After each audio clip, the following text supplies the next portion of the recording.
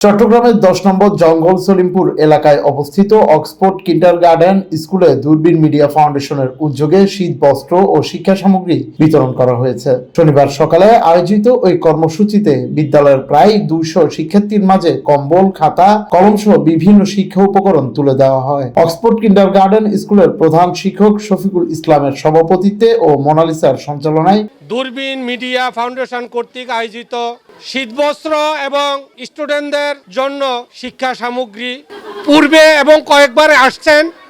তবে ছিন্নমূল আমাদের একটা দরিদ্র এলাকা হিসাবে তারা প্রত্যেকটি স্কুলেই পরিদর্শন করে আমার অক্সফোর্ড কিন্ডারগার্টেন স্কুলকে তারা সিলেক্ট করেছেন।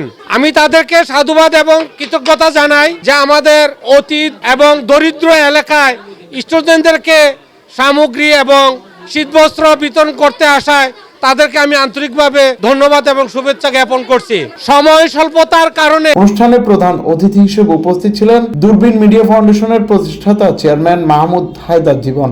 শীতবস্ত্র বিতরণ, বিভিন্ন লাইভ মেম্বার কনফারেন্স, যারা আমাদের এখানে সদস্য আছে, বিভিন্ন সহযোগিতা, হোটেল, রেস্টুরেন্ট এবং হাসপাতালে বিভিন্ন সুযোগ সুবিধা আছে। আমাদের এখানে যারা মেম্বারশিপ হবেন, মেম্বারদের জন্য সহযোগিতা আছে এবং মেম্বাররা বিভিন্ন আমাদের প্রকল্প আছে, আমাদের রিয়েল এস্টেট প্রকল্প, এনজিও প্রকল্প, ইসব প্রকল্প, বিভিন্ন সাংবাদিকতা, মিডিয়া প্রজেক্ট, সব জায়গায় আপনারা যারা বেকারত্ব আছেন তারা এখানে মেম্বার হয়ে কাজ করার সুযোগ আছে।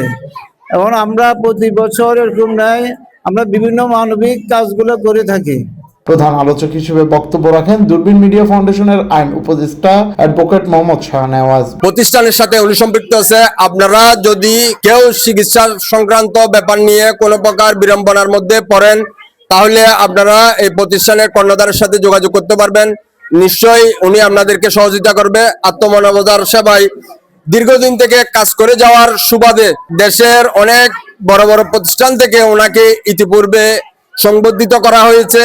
ওনার আত্মমানবতার সেবায় নিয়োজিত থাকার কারণে আমি আমার এই বিশেষ অতিথি হিসেবে উপস্থিত ছিলেন কে এম কামরুল আহসান উল্লাহ ও ছাত্রছাত্রী রয়েছেন, গার্ডিয়ানও আছেন। দেখতেছি স্কুলের উপরে যদি আপনারা নির্ভর করে ছাত্রদেরকে পাঠান আর বাসায় যায়, তাহলে তারা কখনো লেখাপড়ায় এগিয়ে আসতে পারবে না।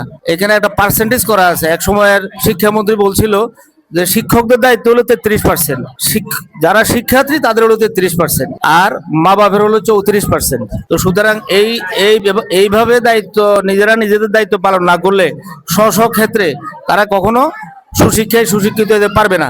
সরস্বতী সরকার এতে আরো উপস্থিত ছিলেন সুস্মিতা, আয়াতুল ইসলাম আয়াত, জান্নাত বেগম ও শাহিন সহ ফাউন্ডেশনের অন্যান্য সদস্যবৃন্দ। এ সময় বক্তারা বলেন, সমাজের অসচ্ছল ও সুবিধা বঞ্চিত শিশুদের পাশে দাঁড়ানো মানবিক দায়িত্ব। শিক্ষার্থীদের পড়ালেখায় উৎসাহিত করতে এবং শীতের কষ্ট লাঘবে এ ধরনের উদ্যোগ গুরুত্বপূর্ণ ভূমিকা রাখবে। ভবিষ্যতে দূরবীন মিডিয়া ফাউন্ডেশন এ ধরনের সামাজিক ও মানবিক কার্যক্রম অব্যাহত রাখবে বলেও তারা আশা প্রকাশ করেন। Desk report, Nongor news.